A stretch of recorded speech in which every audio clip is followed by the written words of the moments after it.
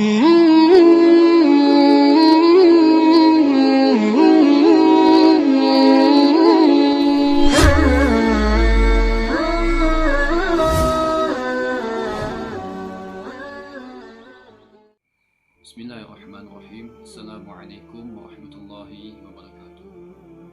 Perkenalkan, nama saya Muhammad Didi Baluda, jurusan Akhwal Saksiyah. Sekarang saya di semester 4. Alhamdulillahirabbil alamin. Wassalatu wassalamu ala asrofil anbiya'i wal mursalin sayyidina wa maulana Muhammad wa ala alihi wa sahbihi ajma'in. Allahumma shalli ala Muhammad wa ala ali sayyidina Muhammad. Rabbi shrah li sadri wa yassir li amri wa hlul 'uqdatam min lisani yafqahu qawli. Di kesempatan video saya pada kali ini, saya ingin membahas mengenai tentang fakta historis, fakta sosiologis, fakta politis, yuridis dalam kompilasi hukum ekonomi syariah. Yang pertama, aspek historis. Kelahiran KUHP yang berlaku pada saat ini tidak dipisahkan dari peran Umar Seno Haji sebagai Menteri Kehakiman pada waktu itu. Pada saat itu, KUHP disusun untuk menggantikan HIR yang dianggap tidak memberikan perlindungan hukum terhadap tersangka. Ketika menjabat sebagai Menteri Kehakiman, Departemen Kehakiman yang dipimpinnya membentuk suatu panitia yang bertugas menyusun suatu rancangan untuk undang-undang hukum acara pidana. Tugas penyusunan rancangan ini dilanjutkan pada saat Mukhtar Kusuma menjadi Menteri Kehakiman menggunakan dengan bersamaan Umar Seno Haji. Pada tahun 1974, rencana penyusunan rancangan undang-undang hukum acara pidana dilimpahkan kepada Sekretaris Negara dan kemudian dibahas oleh lembaga-lembaga terkait yang berkepentingan, yaitu Mahkamah Agung, Kejaksaan Agung, Departemen Pertahanan dan Keamanan, dan Departemen Kehakiman. Selanjutnya, pada aspek filosofis, Pancasila sebagai falsafah negara yang mendasari Undang-Undang Dasar 1945 sebagaimana telah diamandemenkan sejak tahun 1999, telah menjamin warga negaranya untuk menikmati hak asasi sekaligus memberikan perlindungan hak hukum atas pelaksanaan hak-haknya tersebut. Hak tersebut diamanatkan dan tercantumkan dalam Undang-Undang 1945 tentang HAM, di antaranya adanya jaminan perlindungan dari diri pribadi, keluarga, kehormatan dan harta benda, serta hak untuk bebas dari penyiksaan atau perlakuan yang merendahkan derajat dan martabat manusia. Selanjutnya, negara sebagai kekuasaan berkewajiban untuk memelihara dan mempertahankan negara yang diakui, baik berdasarkan Undang-Undang Dasar Negara Republik Indonesia tahun 1945 maupun berdasarkan peraturan perundang-undangan yang berlaku sebagai implementasi dari Undang-Undang Dasar Negara Republik Indonesia tahun 1945 tersebut. Selanjutnya, dari aspek sosial dan politik, ide perubahan substansi dan kelembagaan dalam KUHP melalui transplantasi hukum secara dampak, ratifikasi atas konvenan internasional mengenai hak sipil dan hak politik dengan Undang-Undang Nomor 12 Tahun 2005, tanpa mempertimbangkan hambatan-hambatan baik secara kelembagaan, kultural, sosiologis maupun secara geografis,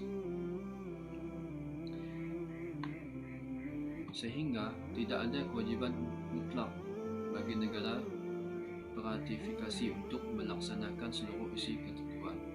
Selanjutnya, dari segi aspek yuridis, agar tidak terjadi tindih pengaturan substansi KUHP memperhatikan juga hukum pidana material yang akan dilaksanakan, karena di dalam hukum pidana terkandung beberapa norma yang berkaitan dengan aspek formal, misalnya hal yang berkenaan dengan pembagian delik, ketentuan hukum acara yang berkaitan dengan korporasi. Hukum pidana formal harus menunjang hukum pidana material KUHP sekarang berorientasi pada KUHP warisan Hindia Belanda, sehingga KUHP baru sebaiknya juga berorientasi pada konsep KUHP baru.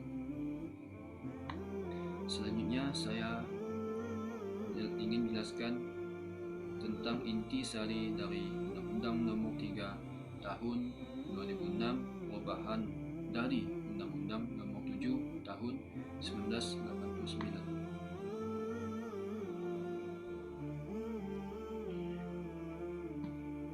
Perubahan yang signifikan di bidang ketatanegaraan adalah sebagai penyatu lembaga pengadilan sistem di bawah Mahkamah Agung. Reformasi sistem penyelenggaraan kekuasaan kehakiman ini diawali ketika amandemen ketiga Undang-Undang Dasar 1945, yakni dengan dimasukkannya pasal 24 ayat 2 dalam Undang-Undang Dasar 1945 di amandemen yang menyatakan bahwa kekuasaan kehakiman dilakukan oleh sebagian Mahkamah Agung dan badan pengadilan yang berada di bawahnya dalam lingkungan pengadilan umum, lingkungan pengadilan agama, lingkungan pengadilan militer, dan lingkungan pengadilan tata usaha negara. Selanjutnya, saya ingin menjelaskan mengenai Undang-Undang Nomor 3 Tahun 2006, yang mana ada penjelasan sedikit tentang produk penghimpun dana dan penyaluran dana melalui fatwa MUI.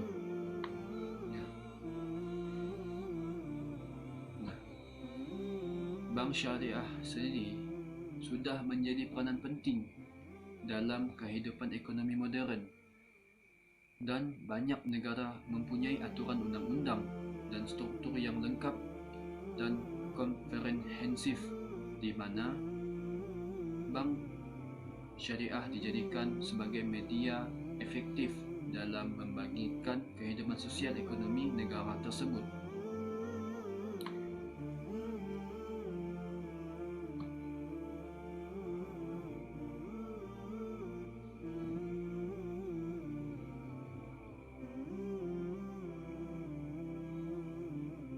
Proses penghimpun dana, padanya bank menarik simpanan dan tabungan dari masyarakat guna membuat suatu kemampuan keuangan ditambah dengan modalnya sendiri yang cukup kuat sehingga ia dapat terjun pada lapangan investasi dengan mantap dan berani. Selanjutnya, di bank tersebut memiliki akad yang mendasari berlakunya simpanan, tabungan, dan deposito di bank syariah adalah yang pertama, yaitu akad waidah dan mudharabah. Akad waidah berasal dari kata wa'dah yang berarti meninggalkan atau menitipkan sesuatu pada seseorang untuk dipelihara.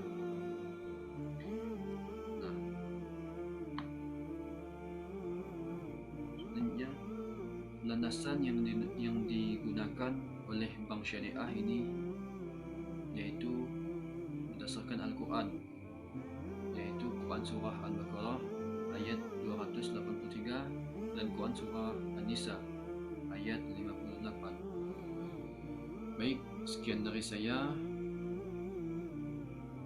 Kurang dan lebihnya saya mohon maaf.